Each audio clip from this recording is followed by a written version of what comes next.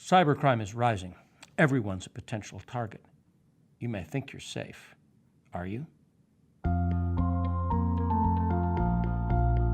Welcome to The Market That Moves America, a podcast from the National Center for the Middle Market, which will educate you about the challenges facing mid-sized companies and help you take advantage of new opportunities.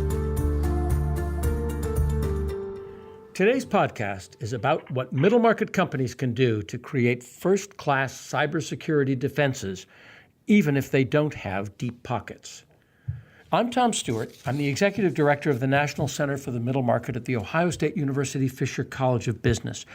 We're the nation's leading research center studying mid-sized companies, which account for a third of private sector employment and GDP, and the greater part of economic growth. It is the market that moves America. The National Center for the Middle Market is a partnership between Ohio State and SunTrust Bank's Grant Thornton LLP and Cisco Systems. With me today is a special guest, Joey Muniz.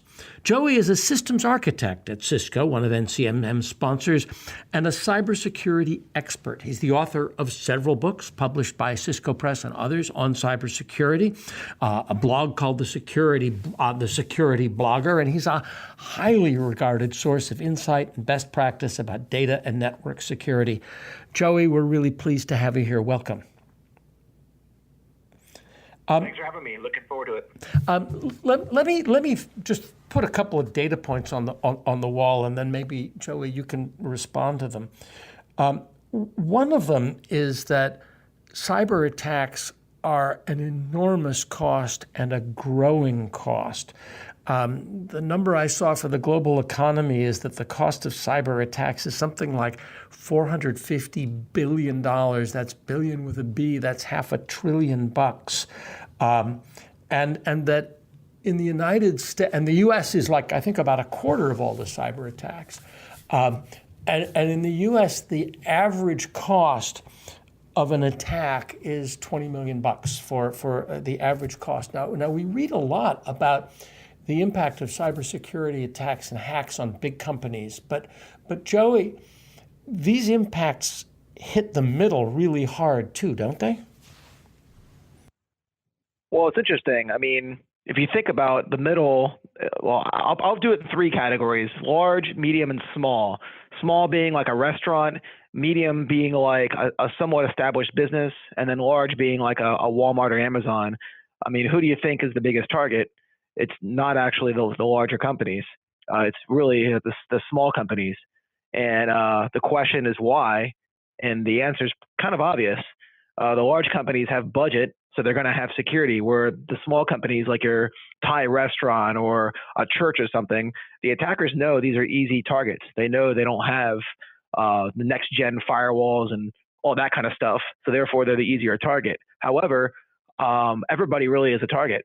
And what happens is, in a lot of cases, those small companies, restaurants, et cetera, get owned, and they're used as pivot points to attack the larger companies. And the reason why is, again, they know the larger companies have things like web security and reputation security. So you can't just stand up a fake website and start attacking them. But if you pivot through a trusted school that's been online for 20 years, it looks more trusting. So it allows them to bypass some layers of security. So, really the short answer is everybody's a target in different ways. Large business being attacked through other businesses, or a small business is usually if you look at volume, they're usually getting the most attacks because they're the easiest. And then middle is somewhere in between. So one of the things that I was sort of startled to learn, and I guess I'd gone with the blithe assumption that somewhere out there in the dark parts of the web, there were people who were looking for the juiciest targets, and let me go into this bank or let me go into this big retailer, and I want to get a big, massive target.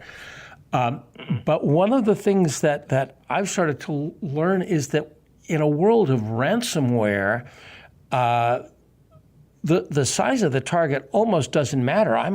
If I'm a bad guy, I might just want to go for as many targets as I can get and collect a few hundred thousand or a few thousand or a few $100 from a lot of them. Is that right? Is that the way the market is, the cybersecurity industry, let's call, or the cybersecurity industry is changing? Well, you're talking about the attacker side, not the cybersecurity industry. Yeah, right. I'm sorry. Yes, exactly. So what you're talking about, the industry uses the term smash and grab, which is rather than targeting a specific person, I'm going to target everybody. I'm going to try a specific vulnerability against everybody. And that tactic's been around for a long time. I mean, even ransomware itself has been around a long time. A lot of people don't know ransomware has been around since like the early 90s. The only reason why now ransomware is becoming popular in the news is there's been some innovations in technology, particularly things like Bitcoin, where we can't track the payment system, and things like the dark network, like your Tor networks, where it's hard to track the communication, and the more advanced key handshakes, where you got these key exchange happening, where now if it's basically asymmetric, it doesn't matter.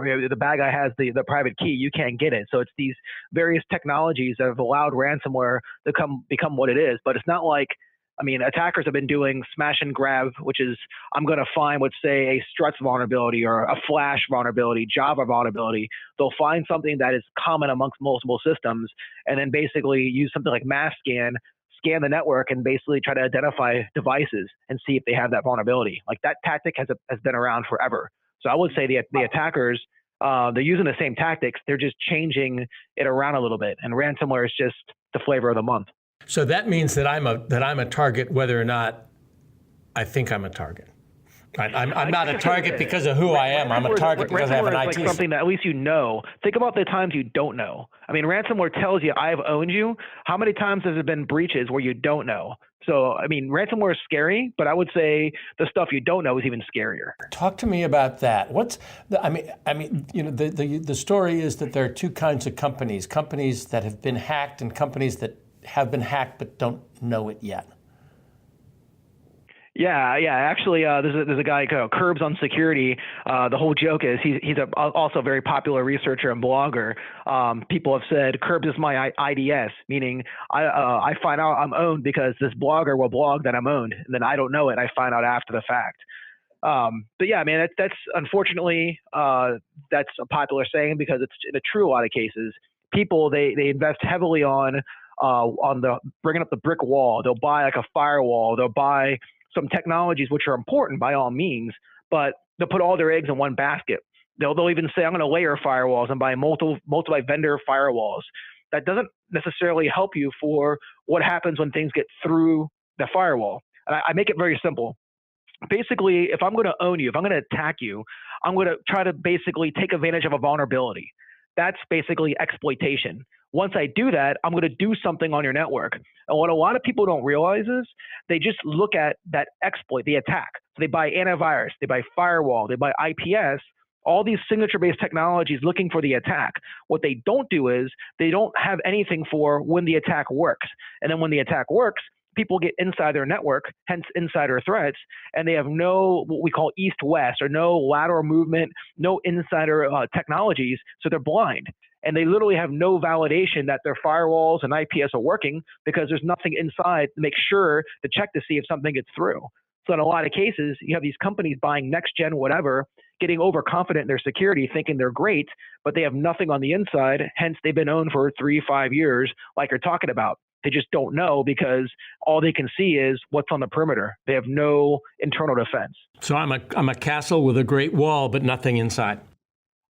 In a lot of cases, it's like that. And the thing is it's easy to bypass the castle. People think that because they have a shiny appliance, it's going to do well. Here's another really simple concept. I'm a vendor. I work for Cisco, and I can be Fortinet, I can be Palo Alto, I can be anybody. I make a product. My product's going to be used in multiple industries. It's going to be used by, let's say, federal government. It's going to be used by big oil companies. It's going to be used by that Thai restaurant. It's going to be used by Walmart. Different industries with different practices. How can I create an appliance with signatures that are going to be perfect for every industry? I can't.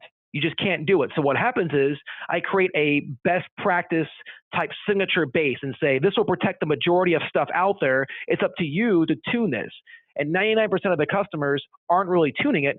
So essentially, they're getting the best practice for the government, the oil company, Walmart, et cetera, where 30-40% of those defenses have nothing to do with their organization, and 20 to 30% are not being protected because they're not spending the time to basically tune that device for themselves. Therefore, the attackers can easily pivot around it. So, Joey, dial this down a little bit to a company with revenues of $50 million, $100 million, an IT department of 5 or 10 people.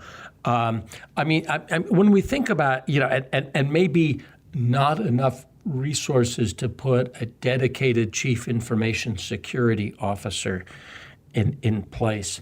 As you look at companies of that size, how should they begin to put together the best possible, I won't call it necessarily defense, but the best strategy for protecting themselves against the damage hackers can cause? Well, first off, manpower issues apply to pretty much everybody. Everybody's got to do more with less. And the reason why is simply there's more jobs than people. And this is a common problem. I've met with big companies and I've met with small ones that have skeleton IT staffs. And it's just the reason why is they just can't find the people. And when they do, the people end up going somewhere else for more money or, go for fame. So right. Really, these are the hottest jobs in the market in a tight market. Yeah. Yeah. So I would say there's two parts to that answer. One is going to be internal training, and the other one will be automation. So internal training is the idea of, start to create programs. And this is free for you. You can literally say, why don't we start to offer the ability to shadow IT people, the ability to cross-train? So essentially, you start to bring junior-level people up to the senior level. And there's some benefit as well. There's the idea of due diligence, where now you got multiple people that know how to do the job. Bob gets sick, Julie can come right in and fill in the spot. The second thing is it's more security. Now you don't have 2 or 3 people that have the keys to the kingdom. Now you start to spread out responsibility. So if there was to be an insider threat, more or less, from an employee, it's going to require multiple people to be involved versus one person, like the original Jurassic Park movie where the guy shuts down the park by himself. You have more IT staff. You don't have that. So the training idea is definitely something to think about. The other one is automation. And what I mean by automation is a lot of IT staffs waste a lot of time doing things that could be automated. Prime examples, access control. If you don't have access control, that means I can plug in and own your network. Therefore, you may turn on port security. You may turn on the ability to lock down ports. But now you're going to spend time re-enabling ports when the wrong people plug stuff in. Well, why not automate that? You can do things like network access control. Another one's vulnerability scanning. You may spend time looking for vulnerabilities, finding people that are compromised and going to fix it. Automate that. Take your expose, take your core impact, maybe link it into your access control system. So now when somebody comes on the network, they're automatically scanned. And even the remediation, you can drop a breach detection tool that will automatically find the infection and pull it off. Start to find ways where automation can happen so your small staff can do more versus trying to hire more to basically deal with stuff that can be automated. So that's 2 ways in which I can get basically more IT capability for the same amount of money. Automate things on the one hand and create, people who are cross-trained in IT so that they become sort of deputy IT managers, right? Talk to me a little bit about the process and human defenses against attacks, because as you were saying earlier, it's impossible to protect everything. And my understanding is that even those people with the, artiest of the state-of-the-art technology defenses get breached because employees or others screw up. How do you build the sort of security consciousness? And I think particularly in a smallish company where, we don't want to have too much bureaucracy. We're all family here. How do you build the sort of awareness so that people don't fall for phishing scams, for example? In the industry, we call that layer 8. I've heard some people call it layer 0. So your IP stack is 1 through 7. Layer 8's the people. People, it's tough. And to be honest, I work at Cisco, and we do internal phishing. And right now, internal phishing meaning you test yourselves. Yeah. Yeah, we do internal phishing. So what we do is we send out fake emails, and if you click the email, a pop-up comes up to educate you on why it's fake, and then you get added to this wall of shame. And literally, you're in the web page that you can be looked up in, and people will laugh at you. It's a very tactical way. And what's funny is every year the most popular email that comes out that always works is this one that's a fake UPS. It's like USP or UPSS, because everybody thinks they're getting Christmas gifts, or their wife or husband bought something and just like automatically clicks to see what their wife or husband bought, and then boop, they get hit. So it's tough to be 100% on anything, particularly people oriented. But there's a couple things you can do. First off, security in general needs to be something that has meaning behind it. And what I mean by that is we've all seen, like, we've gone to a company and we get that pop-up that says don't do bad things, and it's this boring legal language. Yep. That means nothing. People ignore that. They say whatever. They say that's a boring old rule, right? Yeah. I'm sorry? They say that's a rule. That's an obstacle. Yeah, it's a rule. Yeah, that's Exactly. a pain. Obstacle. Yeah, it's not an enabler. Exactly. Where if you were to say, like, you shoot out an email as a CEO and say, hey, we've been getting hit with a lot of these type of attacks, and it's costing the organization X amount of dollars. We may not be able to give out raises in the next few months. Our company may have this kind of impact. Please be aware that we are a target right now. Yours truly, Mike, or something. Like, make it personal where people realize, okay, it's not a rule. This is actually impacting me, the person here, and the business. Like, make it personal is the first thing I'd recommend. The second thing is there are ways to, again, automate, so people, even when they make the mistake, the impact is limited. Technology to think about, reputation security. What that is it's basically adding a layer, so if somebody clicks the wrong thing, that site is evaluated before it's allowed to connect. So if it says, hey, wait, that's going to a bank that's been online for 2 hours, hosted from GoDaddy, that's not a bank, and it's dropped. So it allows people to make that mistake. And there's things like DNS security, and pretty much I would recommend check out a site. It's called IHaveABadReputation.com. It's a test site, so you won't actually be infected with something.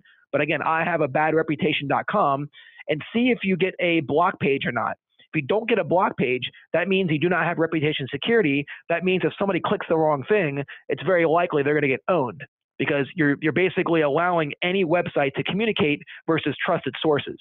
It's not 100%, but it dramatically reduces that concept of somebody clicking the wrong thing. So again, I would say automated tools to allow people to make that mistake would be one thing. The second thing would be is making the message personable. Like, stop with the hurdles and making security seem like a problem, and try to let people know why you're doing it, and people will actually care.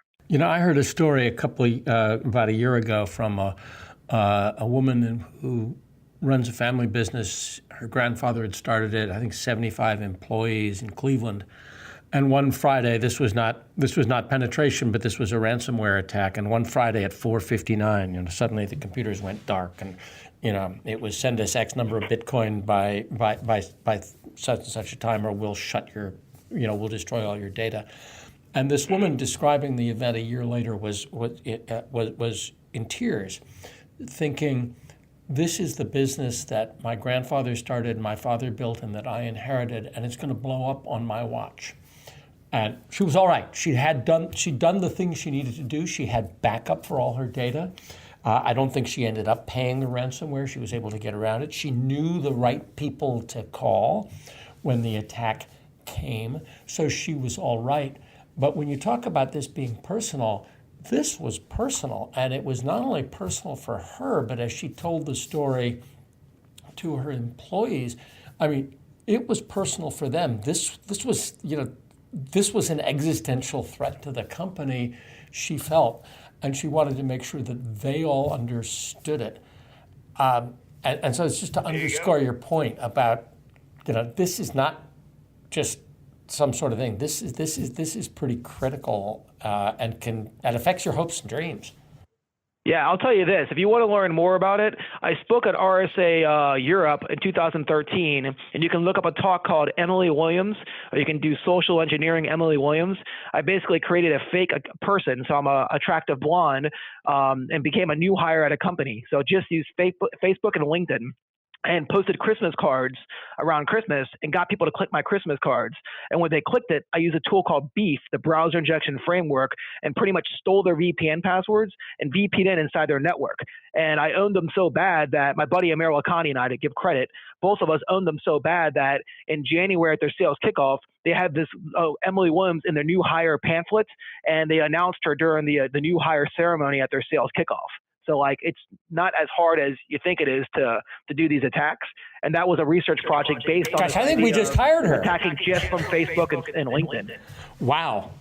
That's really remarkable. I guess that there's another thing that I wanted to talk about. I know we don't have too much time here, but one of the things I want to talk about also is helping companies understand. If you go back to that castle metaphor, what are the crown jewels that how do you help companies think through what are the things they need to make sure that they have protected or duplicated at all costs? You know, knowing that you can't protect everything, knowing that you can't afford enough insurance to insure everything. How do you help a company understand what are the absolute crown jewels and should they? Is that an important thing to do? And if so, how do they do it? Well, first off, there's a couple things. One, there's a statement I always say, and I hope that if you're listening to this, if there's anything you remember, it's security is a journey. It's not a destination. You don't become secure. You continue to be secure. Like today, you may be somewhat secure, and then somebody comes on the network or adds a new system or configuration problem, and now you're less secure. So it's a journey. But the best practice I typically talk about is you have to layer your security. And layering security has been around for a while. In my best practice, I have 4 areas I focus on. I first start with the edge, which is, if you're going to have low budget, start there, secure your edge, then secure your end users. So the actual desktops, laptops, et cetera. Then look at access control, which is controlling those devices as they come and leave the network. And then lastly, continuous monitoring on the inside. And I mean, it can go deep into those 4 areas, but really it's about layering, and it's about thinking about attacks, how people are going to attack you. So like think about before, how people are going to plug in, how they're going to communicate with you, how the attackers will communicate is a before. Think about during, what type of tactics they're going to use, and then after, what happens when they're on the network. And when you start to think like that, like I call that the before, during, and after. Cisco's been using it for a while. What you can do is you can literally get a whiteboard, and I challenge anybody on this call here that's listening or listening to this broadcast to do this. Go back, get a whiteboard, right before, during, and after, and by those definitions, list out what you have. Like what stops people from contacting your users. VPN would be a before because it's encrypted, so the attackers can't get you. Access control is a before. Firewall IPS, antivirus, these would be during. They actually detect when somebody attacks you, and maybe like a NetFlow or a honeypot or some kind of breach detection type technologies, the after stuff, maybe incident response services, these fall in the after. But do this and make sure that at least you have something in every category versus like everything's in the before, but you have very little detection and nothing on the breach detection, then obviously that's where you need to start. But I would say that. And then lastly, whatever the data is at, protect your data. I mean, if you have your data center, focus your security there, not on the perimeter. You don't want to have like everything by your receptionist and by your front doors and then have no guards by your data center. Focus on where the data is at versus just adding security. Yep. And one of the things that I think is interesting is we worked out and put this framework up on the National Center for the Middle Market Cybersecurity Resource Center. If you think about before, during, and after, and then there are, under there, you think about what do we need to do about people, getting our people smart, trained, so on and so forth before, people during. So do people know the drill? Do I know who you're going to call when we've discovered somebody's, there's a breach or somebody's in the network? Who do I know people at the FBI, right? So there's people before, during, and after. There's people, process, and technology. So what have I got in the people area? Have I got my playbooks? And have I got my technology? And I think if we pull those things together, you at least have a better chance of being prepared, becoming a somewhat tougher target, and also being able to recover better given the inevitability of being attacked at some point. One last point on this is if you don't have the people, at least know who to call, like you've mentioned. In some cases, maybe you talk to a vendor and say, quote me on incident response services. I may not pay for this now, but at least I know, like it's like the red phone. I know who to call, where if I do get in that situation, you mentioned your friend that had ransomware and she was devastated and she knew who to call, at least know, all right, if we have this type of breakout, I can call somebody and they'll be here within 48 hours. If I have to call the police now. Say, hey, who would I talk to if I ever had a cyber breach? Find out who that person is now, because when you're under the heat, you don't want to be doing that scrambling. Like go through those exercises right now, so you know who to call. It's not about just paying to hire somebody, or it's about investing the money now. This is a free exercise.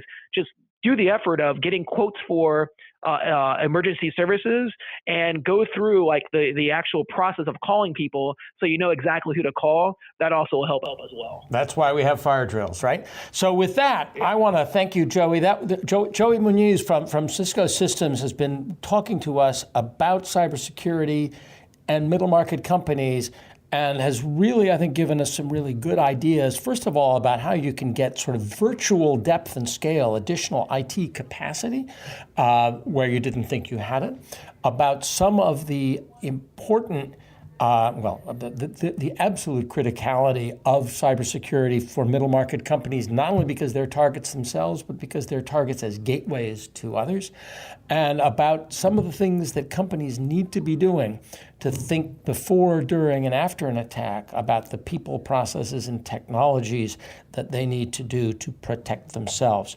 So Joey, thank you very much. And for more about Joey, you can check out his website, thesecurityblogger.com. And please go to the Cybersecurity Resource Center that the National Center for the Middle Market has created, where we have collected and curated the most important cybersecurity materials specifically bearing in mind the needs of mid-sized companies. The URL for that is http://cybersecuritycenter.middlemarketcenter.org. Thank you for listening to The Market That Moves America. Never miss a new episode. Subscribe to the podcast on iTunes, Stitcher, Google Play, or wherever fine podcasts can be found. Or you can subscribe and learn more about us at our website, middlemarketcenter.org. Thanks very much.